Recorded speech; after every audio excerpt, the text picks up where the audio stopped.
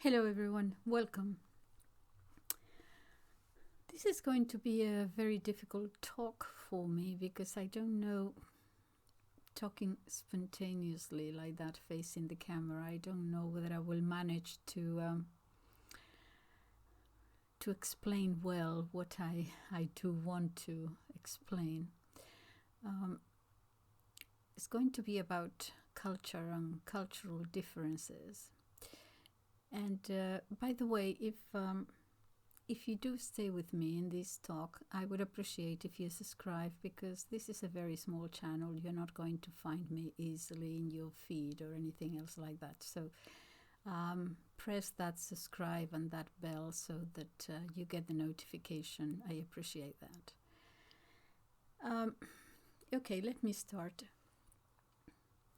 There was a writer born in 1913, died in 1960. His name was Albert Camus.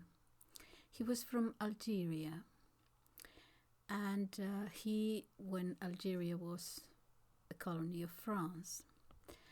And I don't know too much about his biography, whether he was from a poor family or a well-to-do family, but he ended up going to France and do his studies there and lived there for a very long time. And he does say he wrote many books, very famous writer, philosopher really.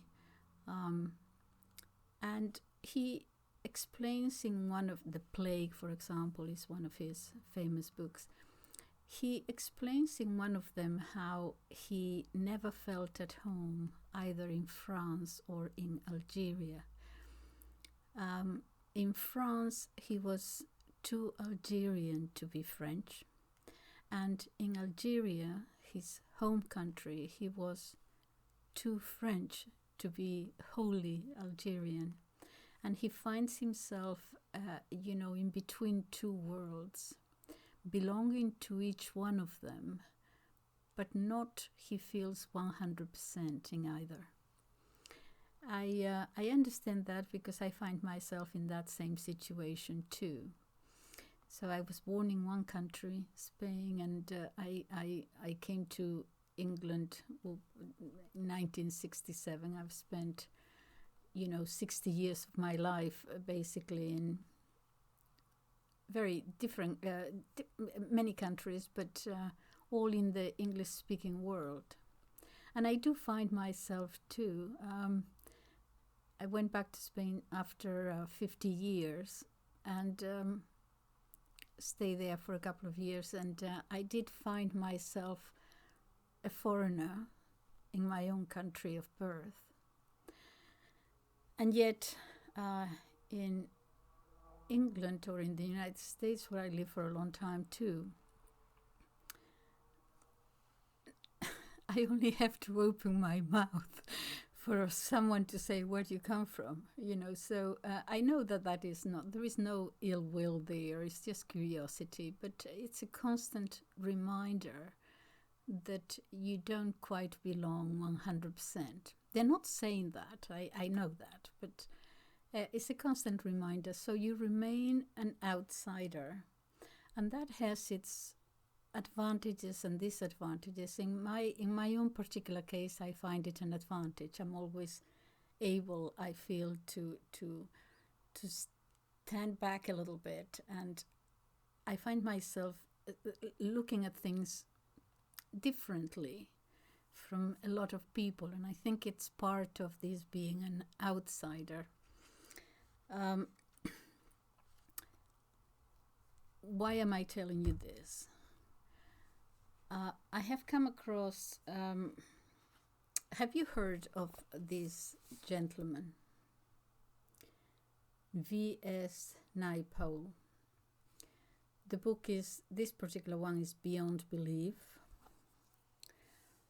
The Islamic Excursions Among the Converted Peoples. Now, V.S. Naipaul, actually his full name is Sir, because he was knighted in 1989. Excuse me. Sir Vidyadhar Suraj Prasad Naipaul, of Indian descent, but he was born in Trinidad in the Caribbean. And he is known for his very many novels set in developing countries. He was given the Nobel Prize for Literature in 2001. He died in 2018.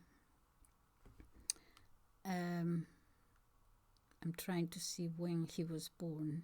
In 1913, I believe. I thought I had it here. It doesn't matter. Okay. So in the Nobel Prize for Literature, the Swedish Academy expressed his contribution to suppressed histories of peoples. He descended from a Hindu Indian family who had emigrated to Trinidad as indentured servants. And he managed to get to the University of Oxford in 1950. He wrote very many books, and it's in all of them you see that he's trying to explain this not just personal alienation, self-estrangement of people living in one particular society, but a collective alienation experienced in new nations that were struggling to integrate their native and post-colonial heritage. Nations, for example, that let me stop there. So many novels, but in the non-fiction books, he has, for example, 3 studies on India.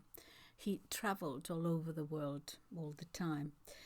His main 3 books on India are An Area of Darkness, published in 1965.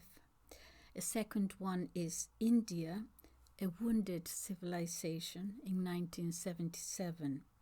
And India, A Million Mutinies now in 1990.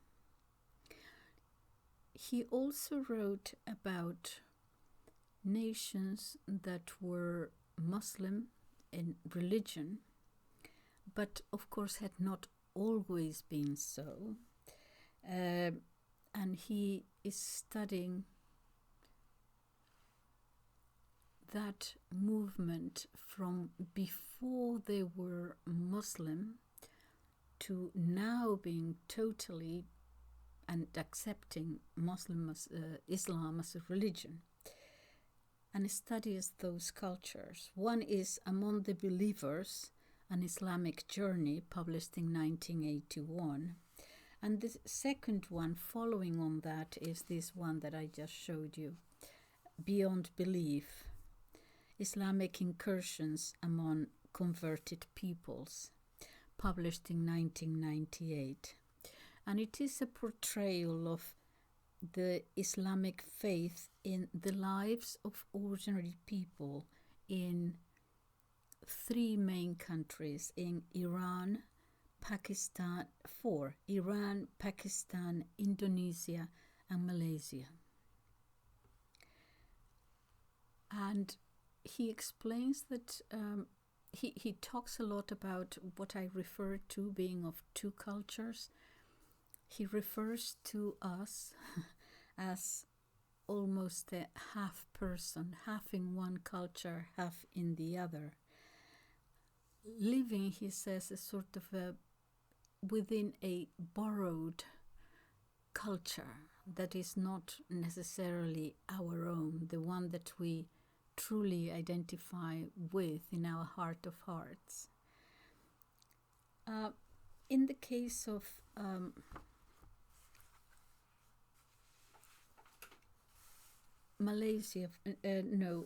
Indonesia, for example, I'll just give you very quickly. He writes beautifully. And I'll just give you an idea of what he's trying to say.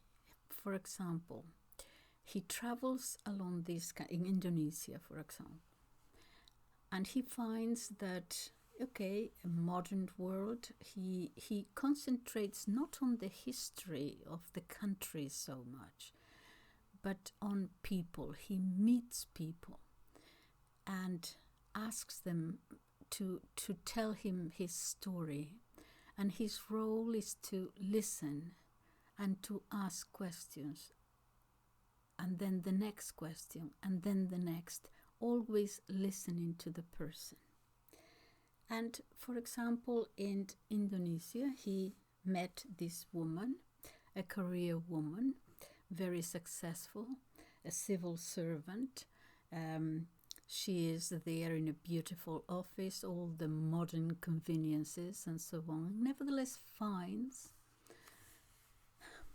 that when she talks about her village, where she originally came from, or her parents came from, there is a sort of a spark in her eyes. There is a sort of a nostalgia there of almost recognizing that that is where she comes from, that is her people, that is her land.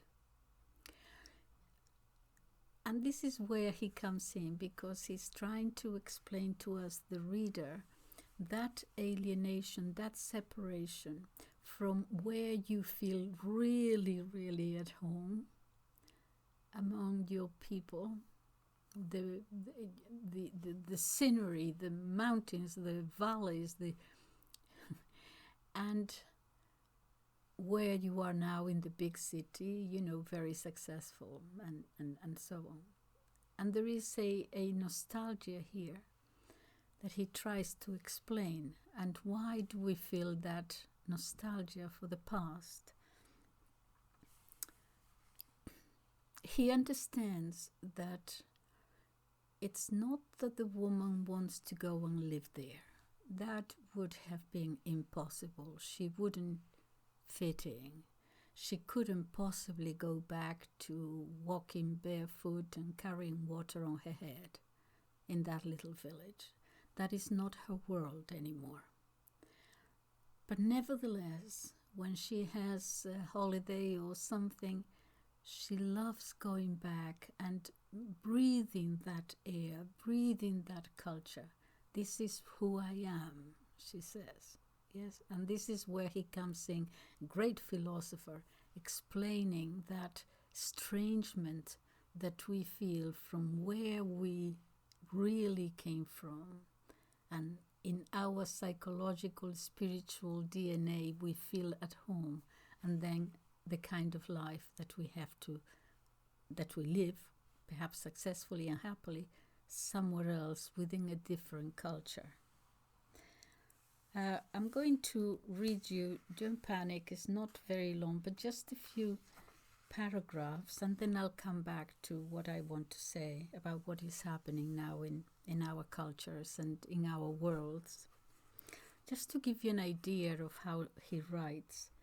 So he starts a sacred place, and this woman, very successful, and starts telling him about where she's from. And he actually goes there and visits the place, just to understand the kind of pull that society had on her. And he sees the villagers planting rice, humble people working all hours of the day, just trying to get some rice out of practically nothing. He says, I had been given no visual ideas by the woman who had spent her childhood here, but I had expected beauty. What I hadn't expected was the antiquity these cultivated plains suggested. It would have taken many generations to achieve the social organization that those labors of the plain spoke of.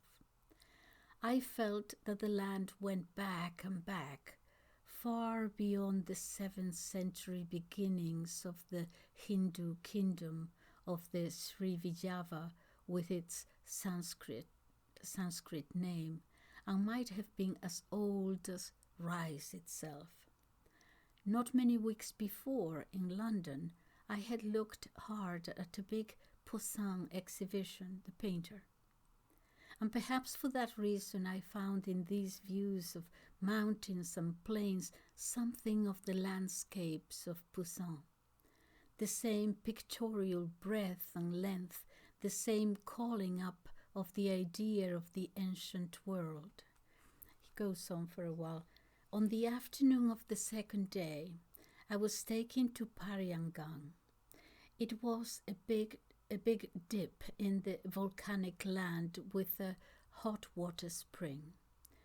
This was where the Minangkabau people were said to have come out of the earth. To see this place was to feel its sacredness. It was not necessary to know anything of its people or its myth. It would always have been a sacred place. It would have always had the power over human imagination. An old stone with an old inscription in an Indian script spoke of that power. It was easy now to forget the visual accidents, the ordinariness of the broken masonry ramps that went down from the road to the rough concrete bath sheds, one for men and for boys, one for women and girls. It was possible even to ignore the big new red-painted mosque on the far side. The mind stayed with the wonder of the sight and the wonder of the water bubbling up hot from the earth for centuries. Numen inest, that is Latin for there is a God. Numen inest, the Roman words fitted. The god or spirit of the place was there, more than it was for me at Paphos in Cyprus, where Venus was said to have issued out of the sea. In the time of Tacitus, the historian, in the 1st century, the magic of the now unremarkable little cove would have been preserved by the temples and the rites described in the histories, with the mystery underlined by the form in which Venus was worshipped at Paphos, a rock cone sliced off at the top, when elsewhere, far from her birthplace, she already had been invested with her alluring feminine shape. Visitors to Pariangang, I was told, greeted one another with the word Sembayang, worship the god. Most of the visitors would have been Muslim, and they would have known with one part of their minds that the salutation was idolatrous. They would have known that the religious intention of the big red mosque was not to honor or claim the sacredness of the place, but to triumph over it. The sacred places of the Muslim faith were connected with the Prophet or his immediate successors. Those places were in another country. There could be no sacred places here. It was part of the law.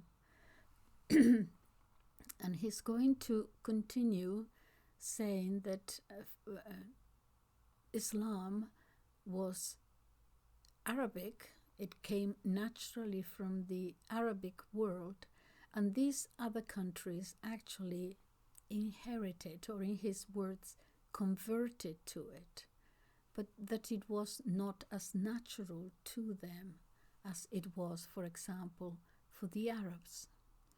And he's going to explain the difference between, for example, Indonesia and Iran. Iran had already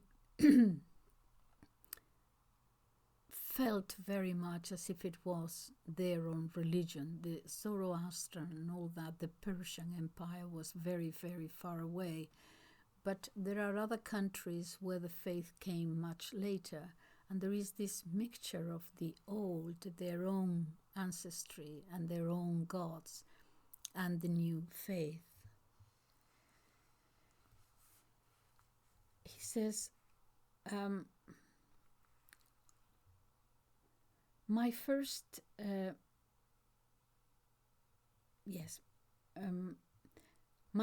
18 years were spent 2 oceans away. He was born in Trinidad, as I said, on the other side of the globe, in the New World, on an island in the mouth of one of the great South American rivers.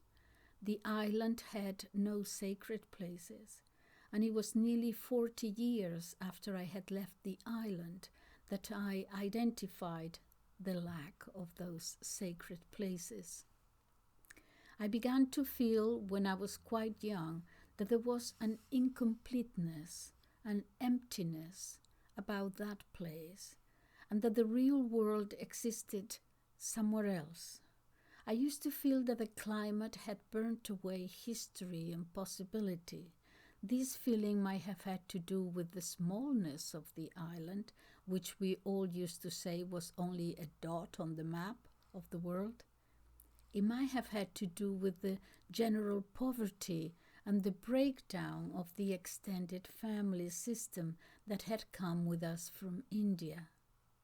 It might have had to do with the wretched condition of India itself, and with the knowledge at the same time that we who were Indian were an immigrant people whose past stopped quite abruptly with a father or grandfather.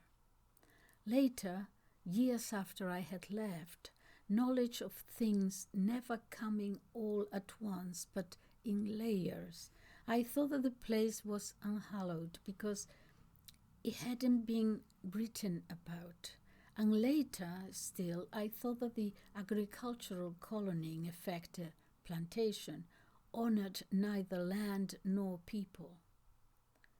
But it was much later, in India, in Bombay, in a crowded industrial area, which was yet full of unexpected holy spots, a rock, a tree, that I understood, whatever the similarities of climate and vegetation and formal belief and poverty and crowd, the people who lived so intimately with the idea of the sacredness of the earth were different from us. Too late, then, I remembered with pang a story I had heard about when I was a child, and later read another version of in Charles Kingsley At Last in 1871. Every now and then, according to this story, groups of Aboriginal Indians in canoes came across the Gulf from the continent, where remnants of the tribes still existed, walked to certain places in the woods in the southern hills, performed certain rites or made offerings, and then, with certain fruit they had gathered, went back home across the Gulf. This was all that I had heard. I wasn't of an age to want to ask more or to find out more. And the unfinished, unexplained story now is like something in a dream, an elusive echo from another kind of consciousness.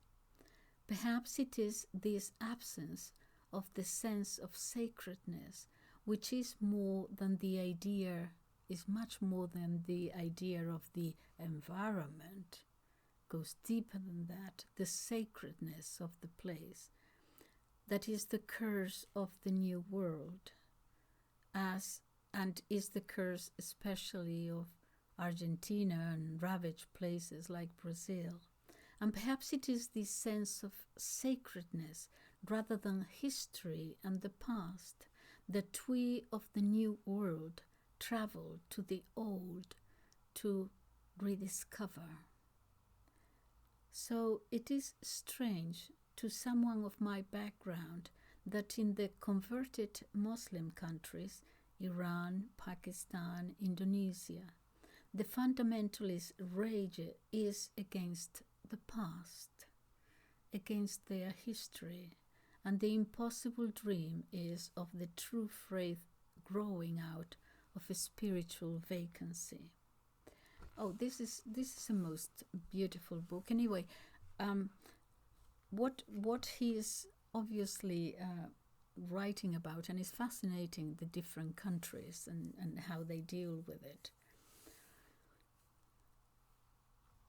In the modern world, we have no longer those sacred places where we all come from, our ancestors came from, identifying with the land. It's more than history, as he says. Is a connection, an intimate spiritual connection that we no longer have.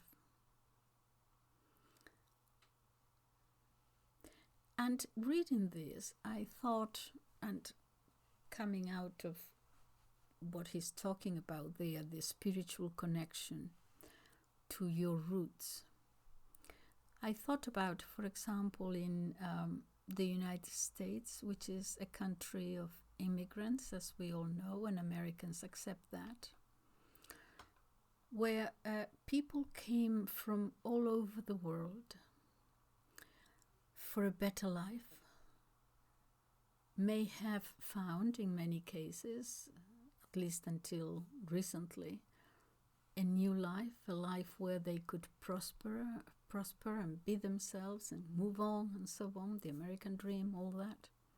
Okay. But they had left behind that spiritual connection, which one is very difficult to define. There is a break there from your ancestors, and you are in the midst of this new world where you have to start again from anew. And what does that do to the psychology, to the spirit of the individual? You need something to hang on to. It's no longer there because everything is new. You have to find something. Now in America, of course, there has to be something equivalent to the sacred, the Constitution, the American dream, and so on. But there is that, nevertheless, that emptiness, that almost spiritual emptiness, that who you are, where you came from, is no longer there. You just sort of cut it off. And we always thought that that was for the better, for the best. But perhaps it's not. There is an emptiness there that connects us to the past and is no longer there. For example, okay, let's say Italian Americans. Okay, just an example. Okay, so they came from Sicily, from Naples. Okay, so now you're in America. Your grandparents, great-grandparents came to America, started anew. It's not that they wanted to go back to Sicily or Naples. Perhaps they wouldn't have liked it there anymore after they experienced the openness and the being able to do whatever you wanted without the constraints of small villages and, you know, the rules of behavior and all that. So they couldn't, perhaps they wouldn't have, like that woman, be happy to go back there. But nevertheless, going back there, if you went for a week, for 2 weeks, you found yourself smiling, almost at home. Those were your people. And that connection, that spiritual connection, is something that you may not find in the new country. Unless, of course, perhaps that is why they always, immigrant communities, keep together in order to retain something of that old culture that they left behind. I wonder whether that is easy for me to understand if I talk about Italian Americans or Irish Americans, for example. I am much more at sea if I think of Black Americans. Would they find, I don't know, would they find the same connection if they went not to live, because they wouldn't be able to find themselves there, but would they find that connection in the African continent too? Perhaps they would. This is my this is my people here, this is where I come from, and so on. And what this leads me to think is that there is an emptiness there in this modern world of ours, that perhaps we find ourselves at sea.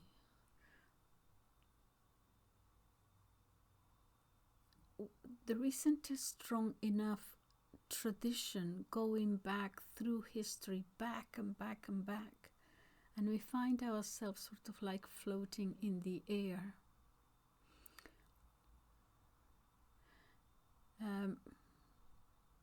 In some religions, I am Catholic, so in Catholicism, we do have it in traditional Catholicism, which is now, I won't go into that this Pope is trying to erase completely, unfortunately. But we did have that connection with sacred places and sacred this and sacred that. We feel at home there. It is this sense of this connection, this connectedness with the past.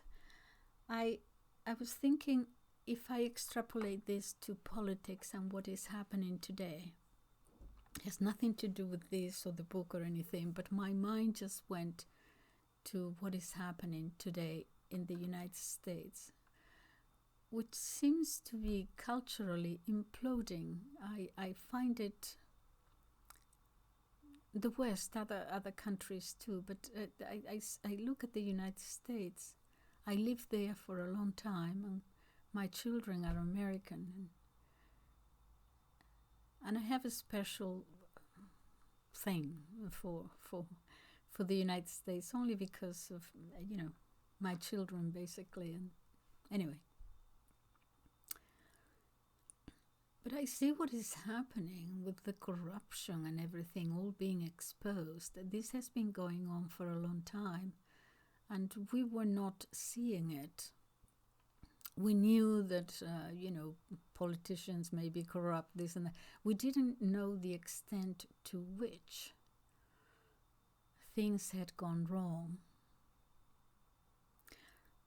And we find that we have to look at ourselves and say, how could this be happening now?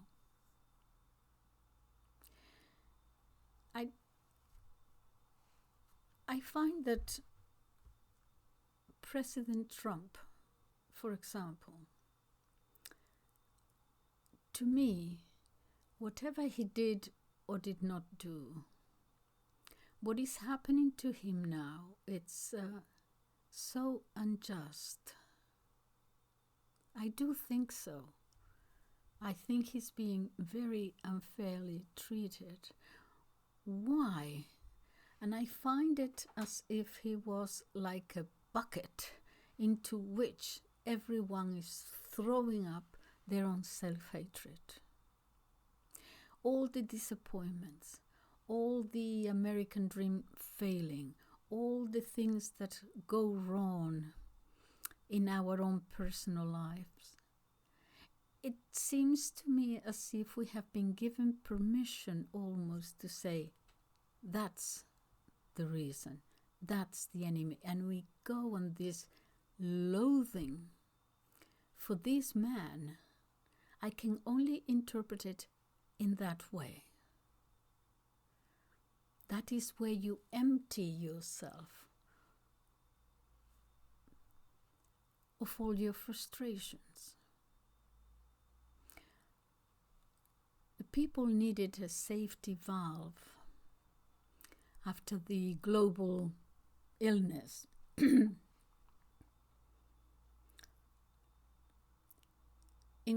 By which to express, to let go of their frustrations and their unhappiness.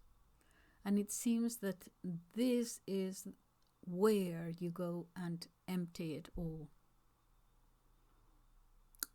In international relations is, of course, Putin. Putin may be this, that, and the other thing, but that is to whom you direct all the loathing and so on. I think we have to begin to look for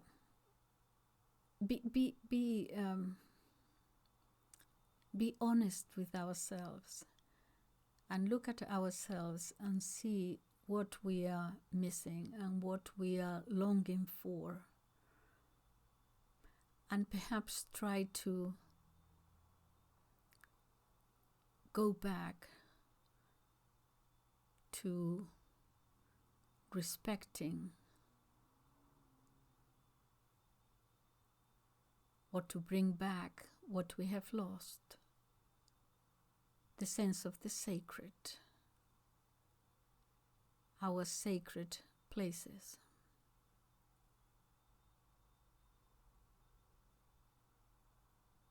Yeah, that's it. Thank you.